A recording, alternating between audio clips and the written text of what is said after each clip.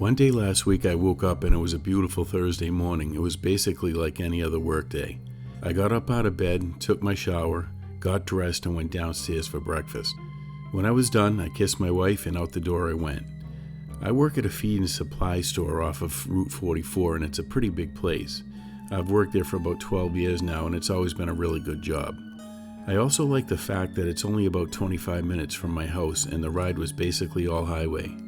I also like it because I worked in late shift and my hours are from 5 to 12. That gives me all day to get my errands done and take care of any other business that needs to be taken care of. Plus I enjoy working at night when there aren't many people out. On this specific day I had a lot to do before work, so I got an early start. Once everything was done it was almost time for work, so I started heading in. I was on the highway driving and I came up behind an old ratty looking RV that was burning smoke out of the tailpipe and had like 2 or 3 bikes on the back of it. It looked like it was probably just a family on a road trip or something. It wasn't going that fast, but I had a solid line so I couldn't pass, but it was fine because I had extra time today before work.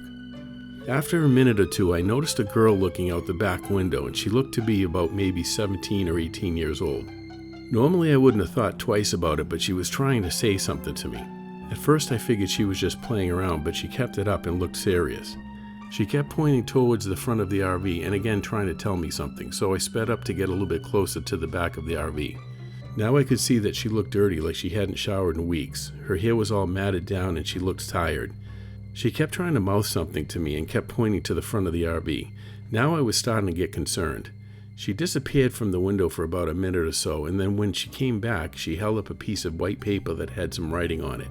I was trying to drive as close as I could to the back of the RV so I could see what it said.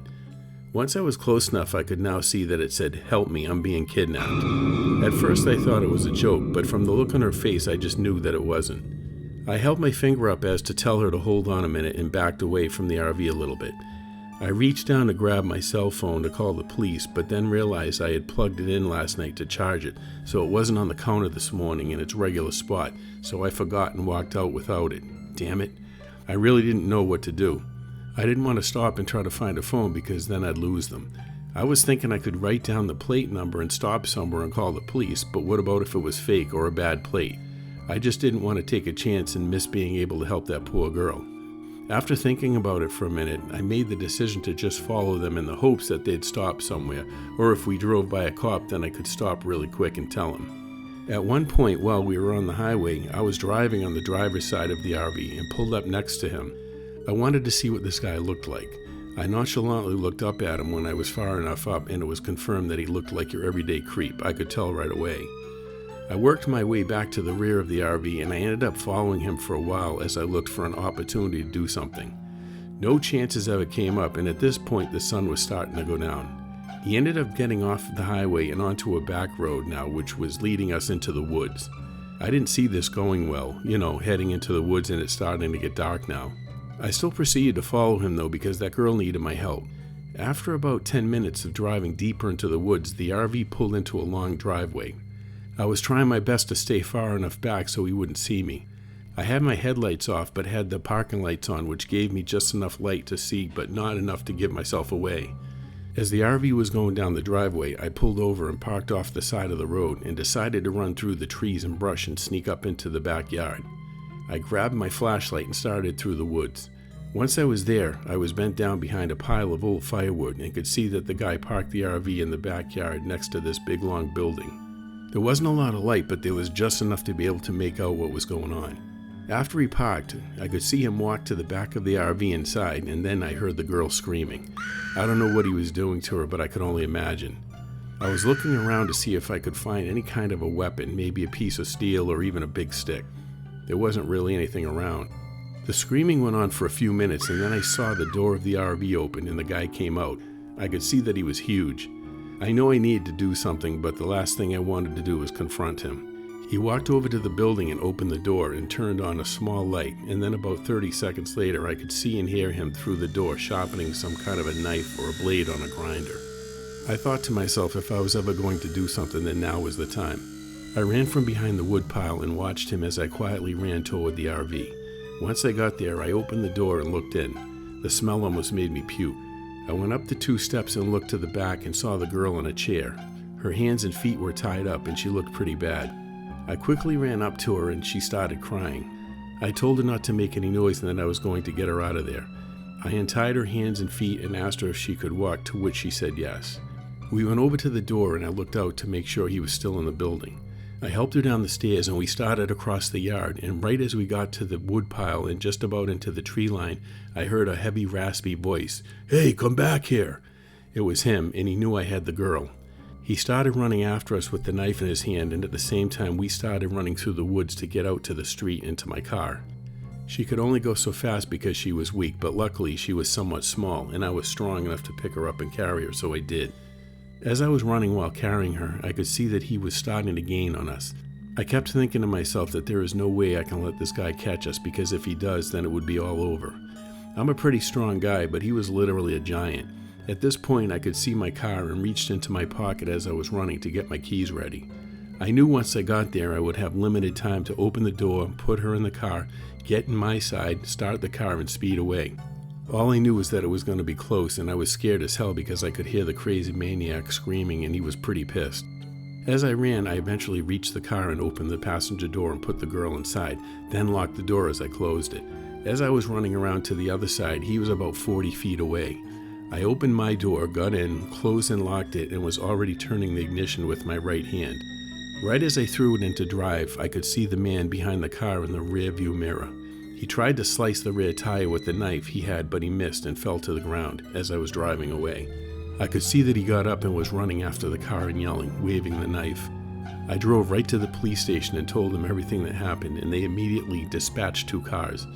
I heard later on that they arrested the guy and he was in custody. The young girl was so thankful to me, and I was just really happy to be able to help her.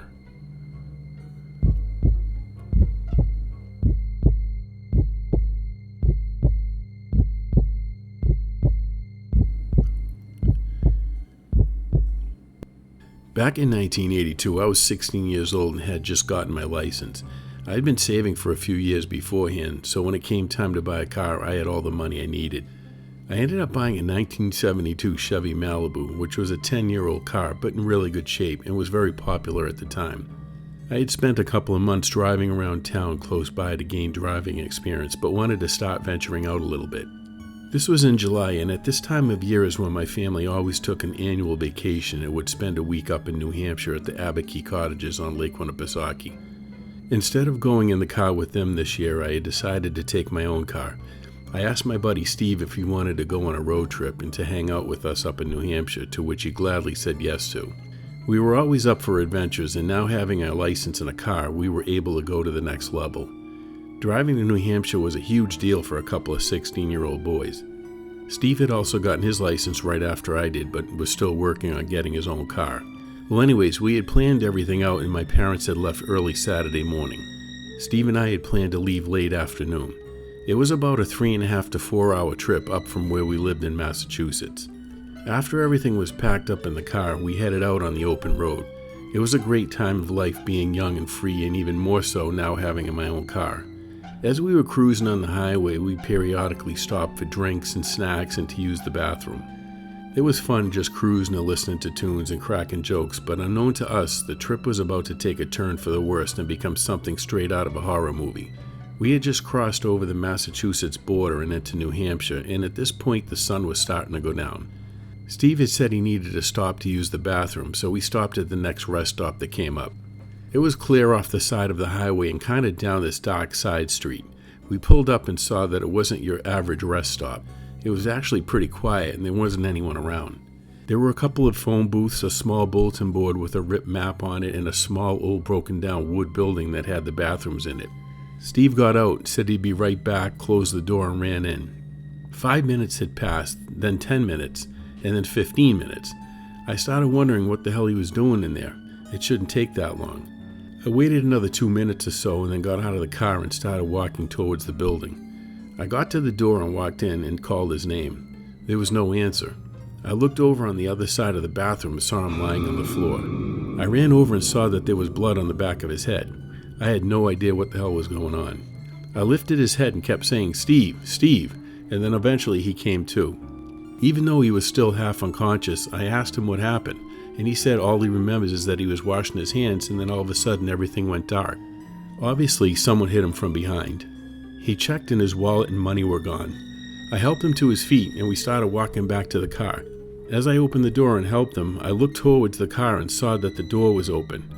Right away I thought to myself, crap, someone's playing games with us. We got to the car and someone had rifled through our stuff and took a couple of our bags. And if that wasn't bad enough, I looked to see if they did anything else to the car and saw that the driver's side rear tire was flat because it had been sliced. We both just looked at each other and thought we better call the police. I quickly ran over to the phones and picked one up to dial, but found that it was out of order. I checked the other one and it was out of order too. I thought to myself, that's just great. Now, remember, this was 1982. We didn't have cell phones back then like we all do now. At this point, we were basically stranded, at least until we got the tire changed. I had a spare in the back, so I opened the trunk and pulled it out and then grabbed the jack. Luckily, I threw my red car jack in the trunk in case of an emergency. I started loosening the lug nuts as Steve jacked it up. At this point, an old dark green van pulled up and it was an old man. He asked us if we were okay and asked if we needed any help. He parked and got out and said that this is a bad area to be in at this time of day and just wanted to make sure we were all right. We told him what happened and he said he wasn't surprised and took a look at the back of Steve's head. After looking at it for a minute, he said he should be fine. The old man ended up helping us change the tire and was very helpful. As we were finishing up, he told us again that this area is really bad and that there were a lot of crazy people out here at night and that we really need to be careful. Just as he was telling us this, another guy came speeding up in an old pickup truck, swerving and beeping the horn, yelling and screaming. He slammed on the brakes in front of me and was screaming out the window to get away from that guy and that he's going to kill us. I looked at him with a bewildered look on my face and asked him what in the hell he was talking about. The guy was still screaming and said that they have been following him and that he's the guy that has been kidnapping people around here at rest stops.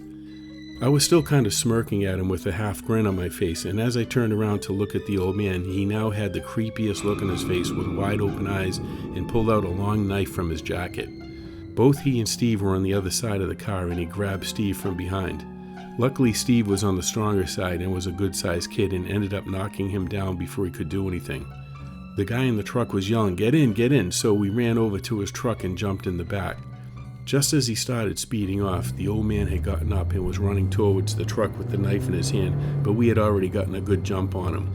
The guy drove up the road a little way and stopped at a working phone booth, and he called the police and told them everything.